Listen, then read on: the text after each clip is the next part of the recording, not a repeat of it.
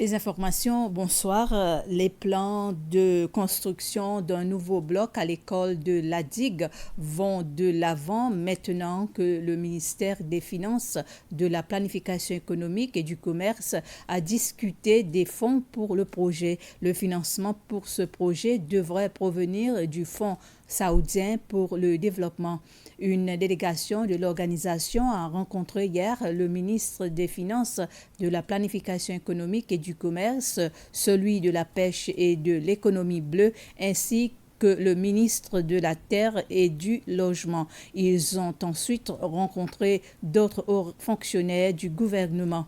Outre le financement du projet scolaire, le Fonds saoudien pour le développement cherche des moyens d'aider financièrement le pays avec d'autres projets sociaux et infrastructurels. Le secrétaire d'État aux Finances, Patrick Payette, affirme que ce n'est pas la première fois que le fonds finance un projet local. La Société des services publics, PUC, a récemment reçu 20 millions de dollars destinés au réseau de transmission d'électricité souterrain par câble pour la partie sud de Mahé.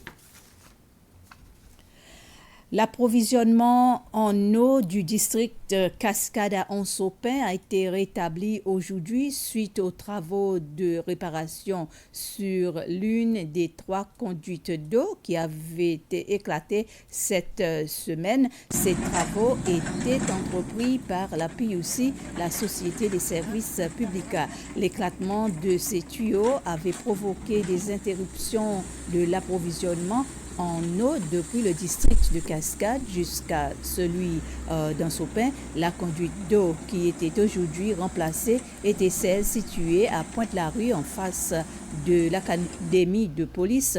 2 autres conduites d'eau avaient également éclaté, l'une située en face du bâtiment des services de manutention de frais à l'aéroport international et l'autre à proximité de l'école primaire de Pointe-la-Rue. Les travaux de réparation sur ces 2 conduites d'eau éclatées sont aussi terminés. Le ministère de la Santé a reçu 50 000 masques de l'Ordre souverain de Malte. Le don est d'une somme d'environ 5 000 €. C'est la première secrétaire de l'ambassade de l'Ordre souverain de Malte, Maria Invernizzi, qui a remis le don au chef de la direction de l'Agence des soins de santé, le docteur Danny Louange. Ce sont les travailleurs de la santé qui utiliseront les masques et le docteur Louange a déclaré que les masques renforceront les stocks du ministère. Ce n'est pas la première fois que l'Ordre souverain de Malte fait des dons au ministère de la Santé.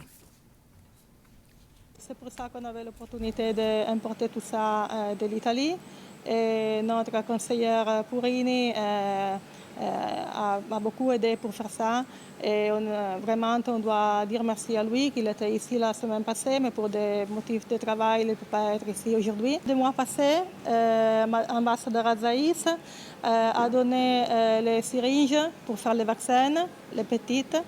Et on a donné beaucoup de syringes, ça fait seulement 2 mois. Merci de votre attention et bonsoir.